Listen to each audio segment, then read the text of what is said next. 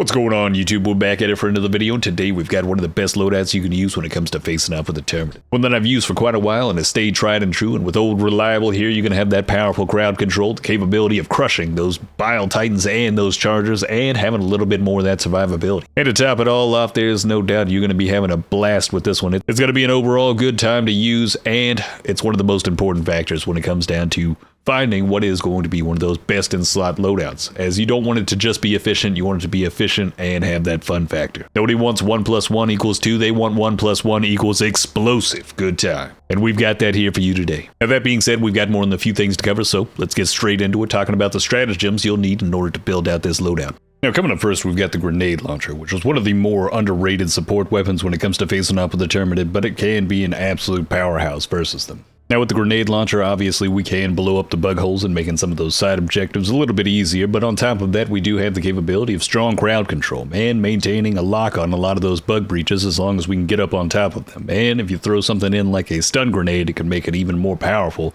at being able to lock them all down into one spot and just blow them up with one magazine of that grenade launcher. But one of the better aspects of the grenade launcher isn't the simple fact that it's able to just clear up some of that trash. It also has the capability of 3-shotting every one of those medium type enemies.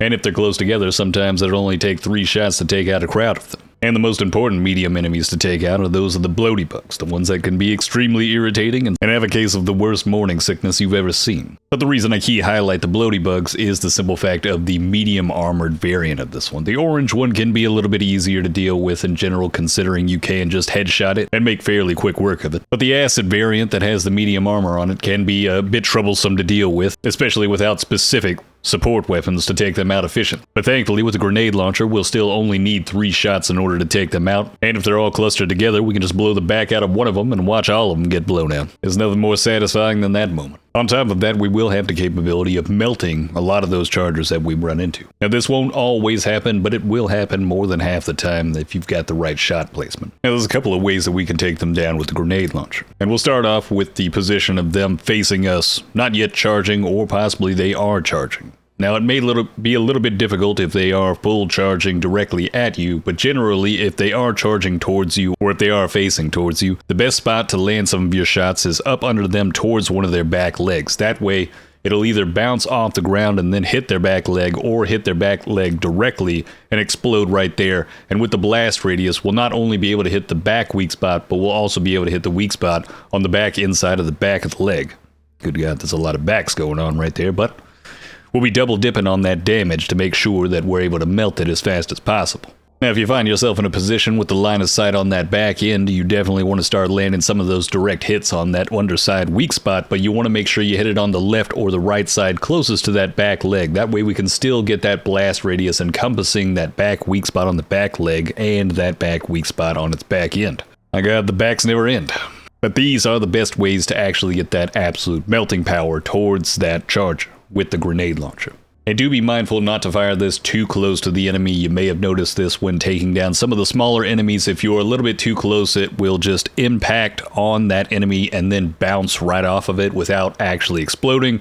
What's going on is the simple fact that it needs a priming time. It will need to travel a certain distance in the air to either prime itself, or it's got a timer or something of a fuse in order to get itself ready to explode on impact. This is something that will happen in the real life version of a grenade launcher, and there's different variations of ammunition that will take less time or more time before it explodes based on the distance traveled. But within Helldivers, I believe it's about 5 meters before it is primed and ready to explode on impact, and that's why you'll have some of those instances where you may have something like a hunter or something just directly in your face. It bounces directly off them, and it can bounce back directly into you and then explode right next to you. And that could be the end of your life right there, or possibly a teammate's, but at the end of the day, friendly fire just isn't. It's all about making sure you don't blow yourself up. Teammates, well, things happen. But beyond that point, we also can take down the Bile Titans, but we will need the combination of other stratagems or other support weapons to get this done. The simplest way to take down a Bile Titan with a grenade launcher is to just blow out the sacks underneath it and then throw something like a rail cannon strike. Generally, that's going to be the 1-2 punch and you're done with that Bile Titan. But say you weren't able to get the sacks down just yet, or possibly it's taken out the sacks and then somehow it's eaten one of those rail cannons, or it's eaten a rocket pod, or even something that's had some type of armor penetration.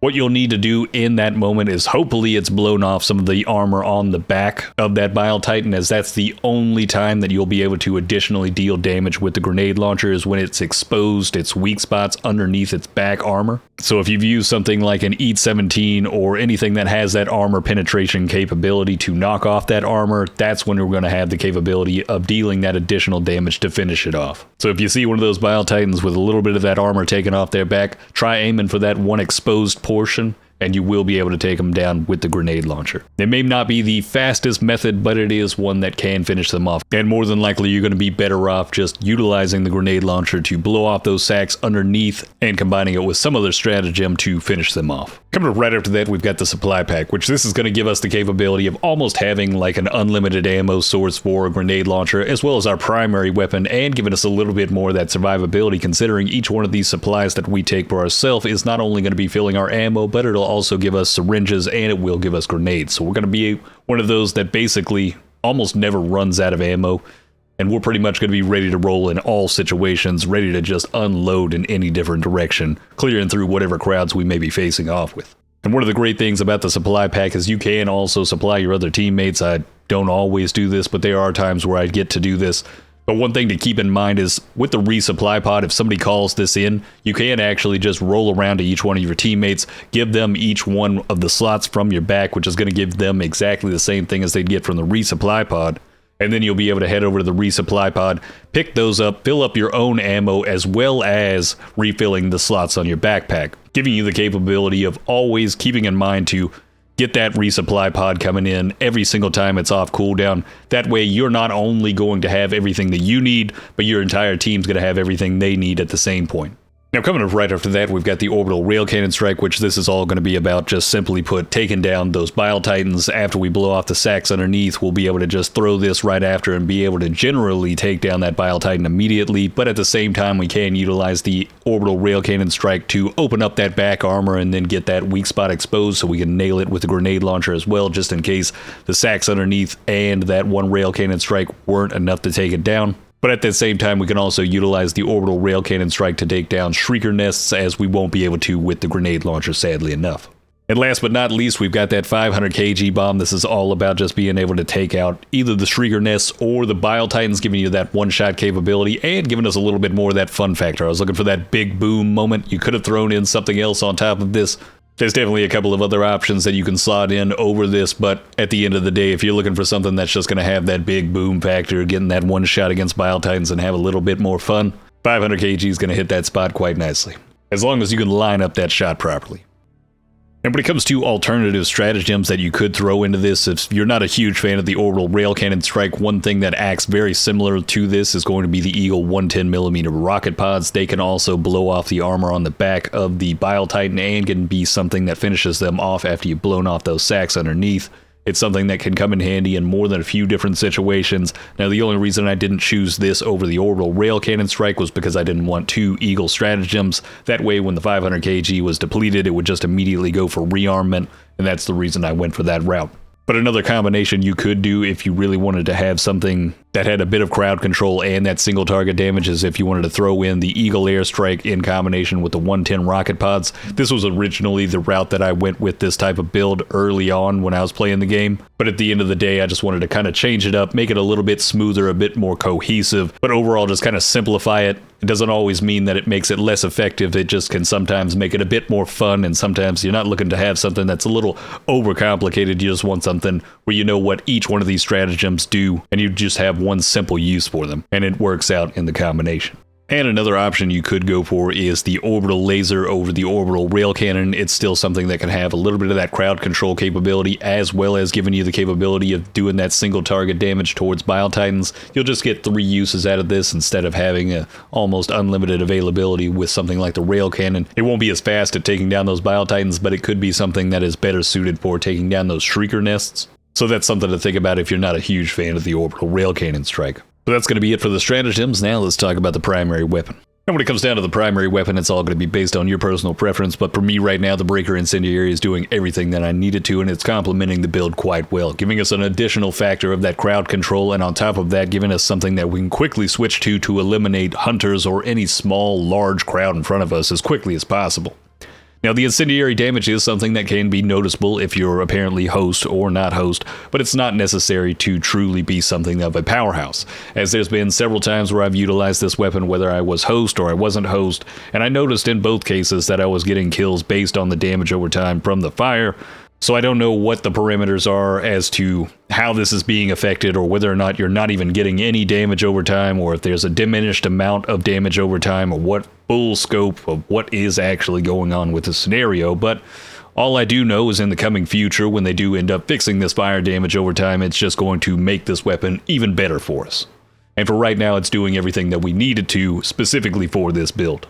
But beyond that, you can't really go wrong with something like the sickle, you know, the breaker, the Punisher. Any one of these are great options. You could even throw something like the SMG, or the SMG Defender. I mean, who knows, maybe even the Agitator, if you're just feeling like throwing some wet noodles out there. But when it comes down to your secondary, you know, you can't go wrong with the Redeemer. It's always going to be a great option. You may even want to throw in that Senator if you're looking for something with a little bit more punch to it. Or if you just want to go the full grenade route, since we do have a supply pack, we will be able to get 2 more grenades back every single time that we resupply ourselves for that grenade pistol. If you want to go that route, sure. You know, I'm not going to stop you. That's something that you could just add in for a little bit more of that fun factor. And when it comes down to the grenade, I've been using the stun grenade, as this is something that pairs really well with being able to just throw this into a large crowd that may be in front of me.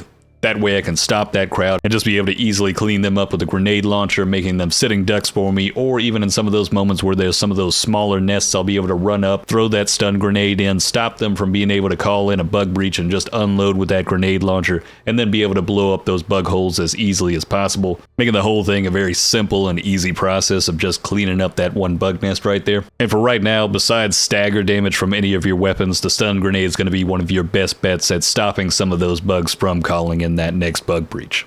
And when it comes down to your armor, it's all going to be about your personal preference, but for me personally, the number one that's going to give us even more survivability is any of the armors that give you that medkit armor passive. That way we've got 2 additional stims and it will last for 2 seconds longer, and since we are constantly resupplying our own supply of stims, this is something that can just be, we can just pop it all the time, literally. We can just keep injecting ourselves, giving ourselves a bit more of that survivability, and it can pull you out of a lot of sticky situations, especially since we can just keep popping it in almost an unlimited supply of syringes. But beyond that, it's going to be up to your personal preference as to whether or not you want something that's going to be light or medium or possibly even heavy, which is where I basically put myself every single time, because I just like the look of heavy armor more than the medium or the light armor. I've still yet to even use light armor in the game just yet, so all I know is what the medium armor and the heavy armor feels like for right now. I'm saving that, I guess, sweet stamina increase for some later day, when I see some type of armor that just fits the bill for me a little bit more.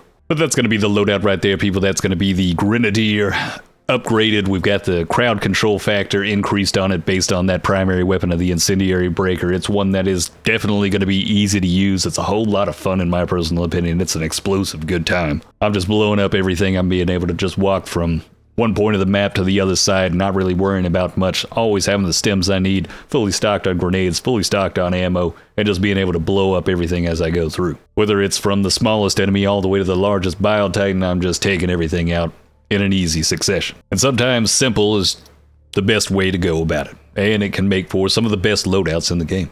And this one definitely is, in my personal opinion, the best loadout you can use when facing off with the Terminid. But let me know down in the comments below how you feel about it, and whether or not you'd like to see some solo gameplay footage of me running this build and kind of showcasing a little bit of the utility factors you can use this type of build, and getting an understanding on how I utilize it in some of the missions I play in. But let me know down in the comments below if you'd like to see something like that in the coming future. But if you've enjoyed this content, hit that subscribe button, and if you'd like to see more of this content live, hit that link down in the description. Follow me over at Twitch. We'll be streaming daily, and on that note, have a good one.